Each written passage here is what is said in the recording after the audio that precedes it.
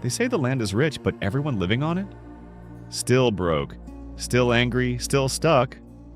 That's not bad luck. That's design. You ever look at a country like Congo sitting on more cobalt than the rest of the world combined and think, why are the people starving while billion-dollar mining trucks roll past their homes? Same with Venezuela. More oil than most of the planet, and yet people are fleeing the place like it's on fire. Even in Indonesia, massive nickel reserves, palm oil, coal. Go walk through some of the villages near those mines. No roads, no clinics, no clean water. Something doesn't add up, right? But it's not because they're bad at managing money or too corrupt by accident. It's what happens every time a place is sitting on something the rest of the world wants, without the power to defend it. Let's pause here. This isn't a conspiracy. It's not even hidden. They call it the resource curse. But curse makes it sound like superstition, like it just happens. It doesn't. What actually happens is this. The moment something valuable is found under your soil, the scramble starts. Not for development, for control. Governments start cutting deals, fast and quiet. Foreign companies show up with briefcases, bodyguards, and contracts. The military steps in, not to protect you, to secure the site. And then the profits? They disappear offshore before the dust even settles. It's not the resource that's the problem. It's the infrastructure around the resource. Who owns the port? Who sets the price? Who gets the export rights? And who's got the guns to keep it that way? You dig? So here's the weird part. You'd think having a ton of oil or gold or whatever would be a good thing, right? Like, jackpot. National blessing. Finally, a way out of poverty. But, nah. That's where it gets dark. Because in reality, the more stuff a country finds underground, and the less pressure there is to build anything above it. Schools? Whatever, hospitals? Later. Just pump the oil, ship the minerals, take the cash. But the cash doesn't go to the people. It goes to the few at the top who signed the deal, and the guys they owe favors to. So the government doesn't need to tax people, which means they don't have to listen to them, which means no accountability. And suddenly you're living in a place that technically has money, but no functioning system. No roads, no rule of law, and somehow a brand new presidential palace with marble toilets. It's not accidental poverty, it's profitable chaos. And while everyone's busy fighting over what's left, the pipelines stay safe, the ports stay open, the minerals keep moving. Let's talk about real places now. Take Nigeria. Been exporting oil since the 50s. Billions, trillions have flowed out. Still blackouts all the time. Still, people line up for hours to buy fuel in a country floating on oil.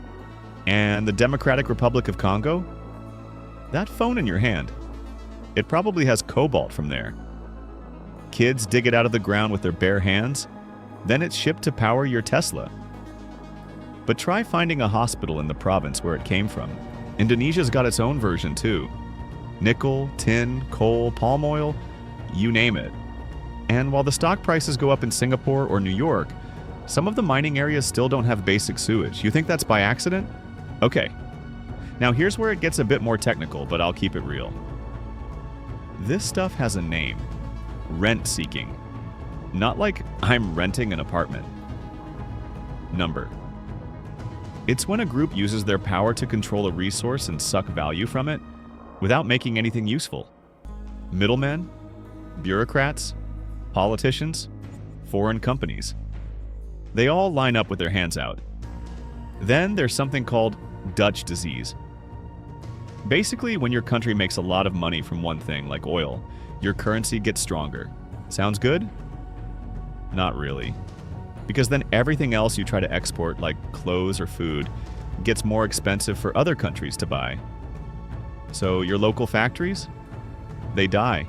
Your farms? Struggle. And suddenly you're hooked on that one resource like it's a drug.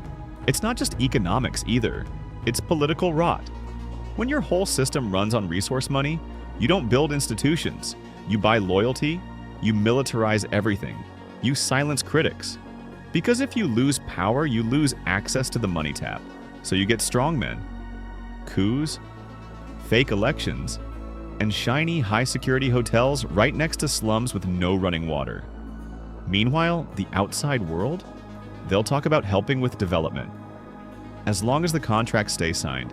Karl called it the paradox of plenty. Lynn Karl, 1997. She basically said, when a government can rely on natural resource income, they don't need citizens. And when they don't need citizens, democracy becomes optional. The World Bank called it institutional decay. Like the whole system starts to rot from the inside, but nobody's in a rush to fix it because the rot still makes money for someone. And here's the part nobody wants to hear. Your phone, your car, your jewelry, your gas bill. They're all plugged into this. Every time you tap the screen or fill the tank, you're touching a chain that starts somewhere far away, in a place where someone's land was taken, where someone's water got poisoned, where someone got arrested for saying this isn't right. This isn't just their problem. It's a system. It's working exactly how it was designed. Let's get honest for a second. This whole resource curse thing, it's not really about minerals or oil or whatever they find underground. It's about power. Who holds it? Who keeps it? Who gets screwed when they do? Like, resources don't magically poison governments. It's what the money lets them do. Pay off enemies, crack down on protests, ignore the rest of the country as long as the mine keeps running. So when people say, oh, that country's just corrupt, nah. Corruption isn't the bug. It's the feature. It's the whole business model.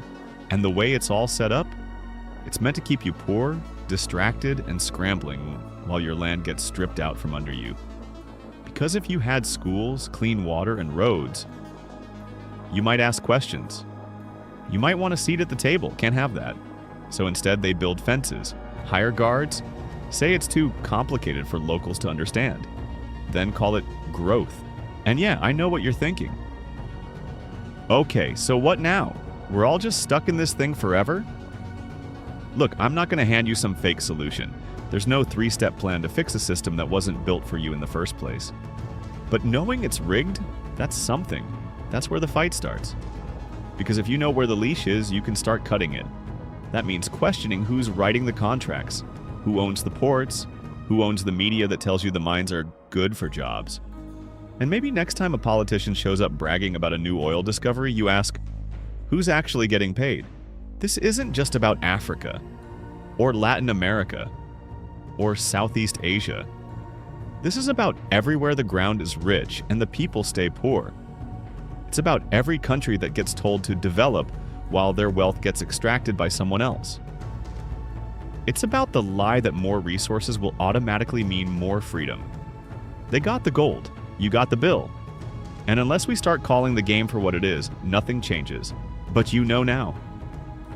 So next time someone calls it a curse, just tell them, no, it's theft, with a nicer name. All right, one last thing, just to land this right. Because maybe you're sitting there thinking, I don't live in Congo, or I'm not Indonesian, or I don't even know where half these mines are. Cool, but that doesn't mean you're not in it. Your phone, cobalt, your electric car, nickel, your jewelry, gold, silver, the blood kind too. You don't have to live next to a mine to be standing on the other end of the chain. And look, I'm not saying throw out your tech and live in a cave. That's not the point. The point is knowing what system you're plugged into, what comfort costs on the other side of the world. Because the more hidden it stays, the easier it is to pretend it's just how things are. So this isn't some guilt trip. It's just clarity. Clarity that lets you stop swallowing stories like we're bringing jobs or they needed outside investment or the classic, at least it's better than nothing. Better for who? If a system only works when most people get nothing, it doesn't work. And once you see that, you start thinking different. You ask sharper questions. You stop letting slogans pass as truth. And that's what freaks them out. Not protests, not petitions. Just people waking up one by one and saying, yeah, no, I'm not buying it anymore. That's all I got for now. If this hits something in you, pass it. Not for views. Just so the next person stops thinking it's all just a curse. It's not. It's a business model. And it's running smooth until we stop feeding it. Let's make something clear before this gets buried in the algorithm. This whole setup, it's not a story about developing countries. It's a story about control. Control of resources, yeah, but also control of narratives. And you can't fight what you can't name. So let's name it again. Resource curse. Why poor countries stay poor. Cobalt from DRC. Indonesia mining, corruption, and natural wealth. Dutch disease explained. Economic inequality caused by extraction. Lynn Karl, paradox of plenty. World Bank institutional decay. Rent-seeking elites, yeah, I said all that. Because somewhere, some algorithm's deciding who hears this and who doesn't. Might as well load the dice while we're at it. And if someone stumbles in here looking for natural resources and development, let them find this instead. Let them find truth that isn't shrink-wrapped in optimism or TED-style applause. Let them find us sitting here, dead serious, saying, this is not a mystery. This is not unfortunate.